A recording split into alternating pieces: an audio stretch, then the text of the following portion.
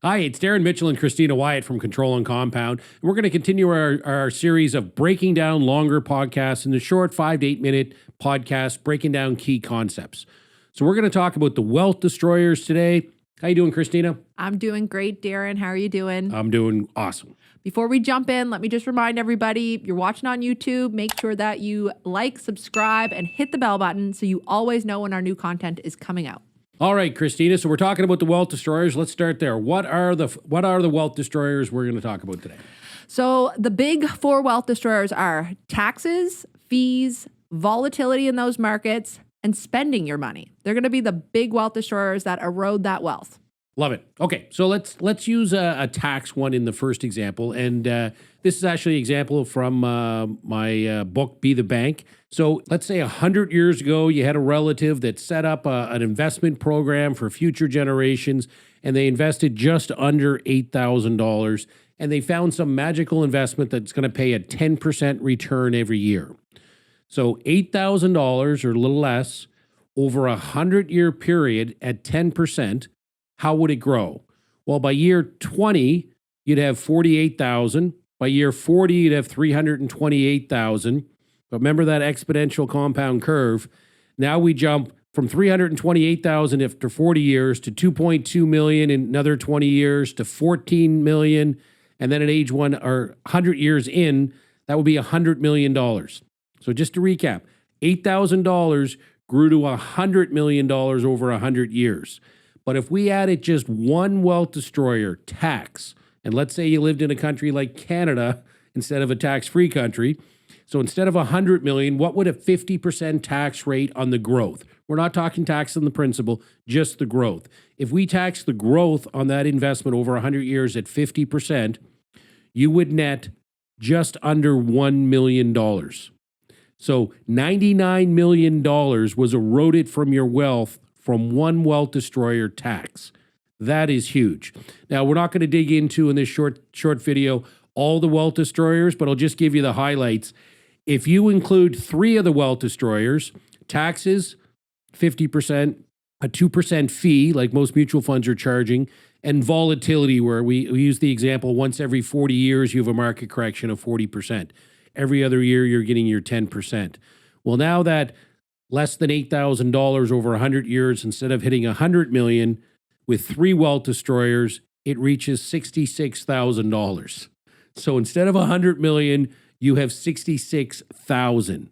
Wealth destroyers are a huge, huge deal. You got to get a handle on them. Absolutely. And wealthy individuals, they focus on these things, right? They have wealth that's passed down for hundreds of years at a time, like you mentioned in this example. And they're looking at the taxes, the fees, the volatility. They're protecting their wealth from that so they can have that intergenerational wealth transfer. Literally gone from $1 million to 66,000 in that last example, Darren. That's not really a wealth transfer at that point, right? You want to be able to protect our wealth from these things so that we can leave those amounts to the generations to follow. Well, I just wanted to say the first, if it's only the tax we're talking about, instead of $100 million, they'd paid if the effective $99 million, or the tax cost them $99 million. I guess that was just their fair share. Anyway, let's move on to the next example we're going to use.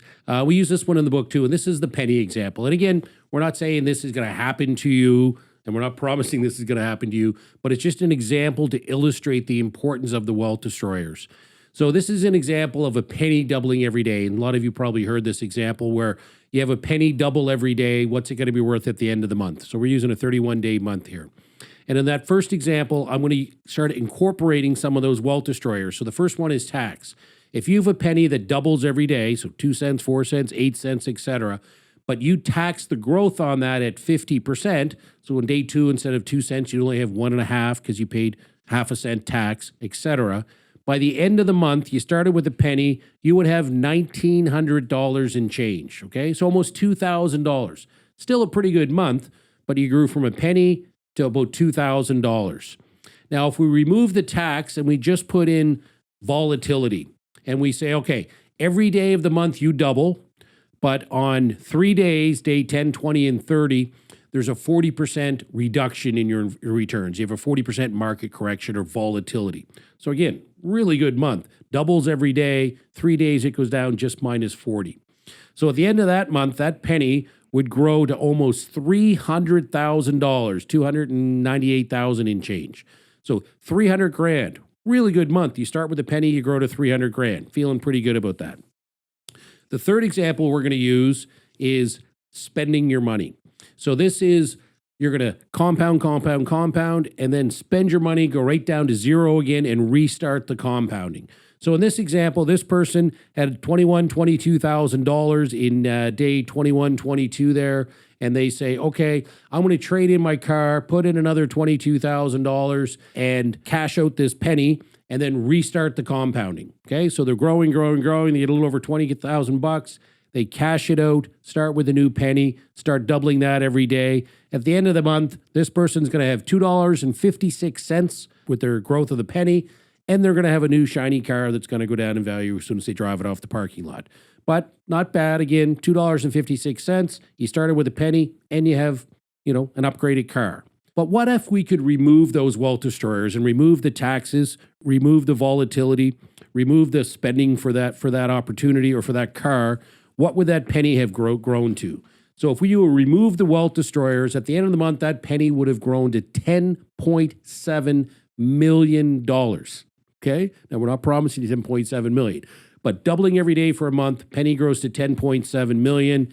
If we buy a car, it grows to $2.56. If we pay 50% tax, it only would have grown to $2,000. And if we had 3 down days, it grew to $300,000. So wealth destroyers are hugely impactful.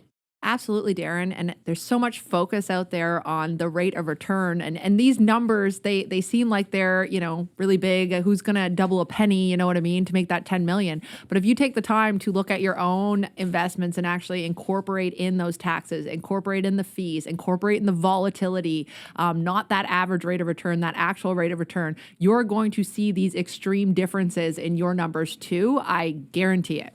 Awesome. All right. That's it. Thanks for watching. Want more information? Check out controlandcompound.com.